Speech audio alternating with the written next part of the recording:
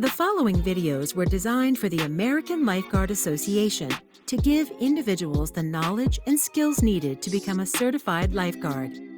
We will be performing various life-saving exercises throughout these videos to examine proper rescue techniques and victim care. Make sure to review the manual for additional information on rescue procedures. Lifeguard candidates must successfully complete the pre-course swim and pre-course brick retrieval before applying for the lifeguard certificate. The pre-course swim consists of 300 meters. The first 100 meters will be either freestyle or front crawl. The next 100 meters, breaststroke. And the last 100 meters, either of the two strokes. Although there is no time limit, candidates must continue with forward motion throughout the entire swim, not hanging on to the sides of the pool or the lap lanes. Doing so will constitute a failure of the pre-course swim, at which time candidates must start from the beginning, not where they left off. The pre-test brick retrieval is a 1 minute and 40-second retrieval test, in which a 10-pound object such as this diving brick is dropped in at least 7 feet of water. Candidates, starting at the opposite end of the pool, will use either the breaststroke or the freestyle to approach the brick, at which time use a feet-first surface dive to submerge and grab the brick with 2 hands. Placing the brick on your chest, you'll kick backwards, keeping both hands on the brick at all times. The test will be concluded when candidates place the brick on the side of the pool and force themselves out the water. If at any point you feel you're going to submerge, simply drop the brick and return to the pool edge. Equipment. A lifeguard's main piece of rescue equipment is the rescue tube. When securing a rescue tube, place the strap over one shoulder diagonally across the chest. The tube should be folded securely under both armpits. While on land, hand the excess safety line secured in one hand to prevent it from becoming tangled or caught. Other important life-saving equipment includes protective gloves, lifeguard whistles, backboard, and first aid kit. Lifeguards should always be familiar with the location of these materials in case of emergency. Victim recognition. Through proper patron surveillance, an effective lifeguard is able to quickly and correctly identify victims in need of assistance. The following are the 4 stages of victim progression. Standard swimmer. Although different swimmers often swim at different speeds using different strokes, forward motion is key in staying afloat. Standard swimmers indicate consistent forward motion, horizontal body position, and sustained breathing. Distressed victim. An unsupported distressed victim differs from a standard swimmer due to the presence of a more vertical position in the water with little to no forward motion.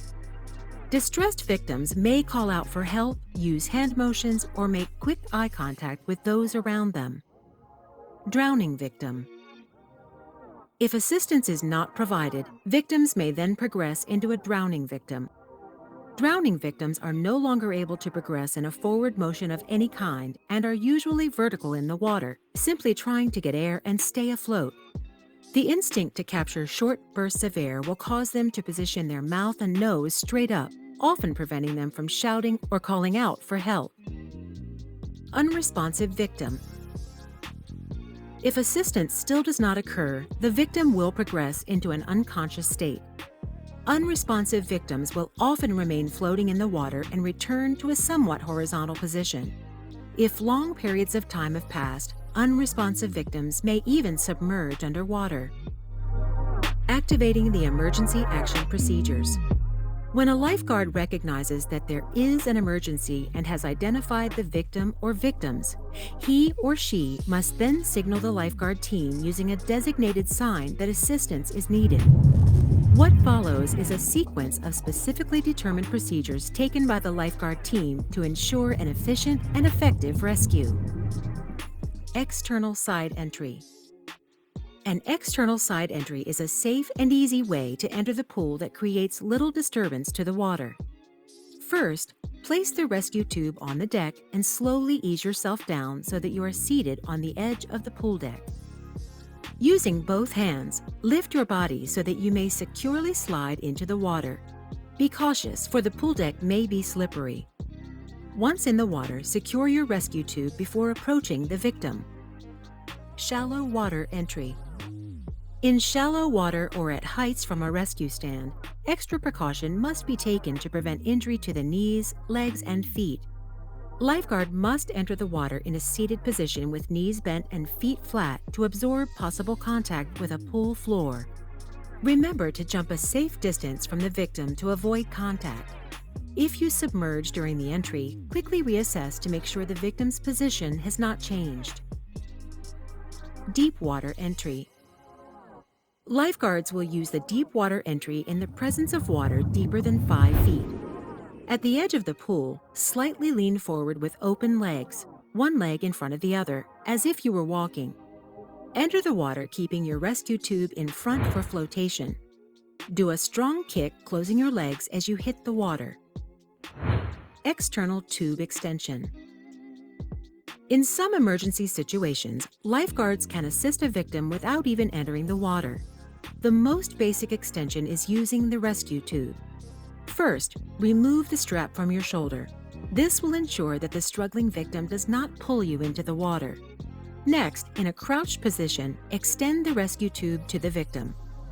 Be cautious when extending the tube so as not to hit the victim's head.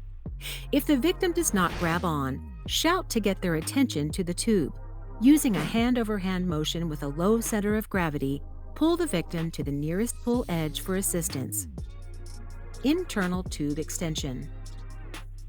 Sometimes, lifeguards may find themselves in a situation where they are not able to effectively secure the victim.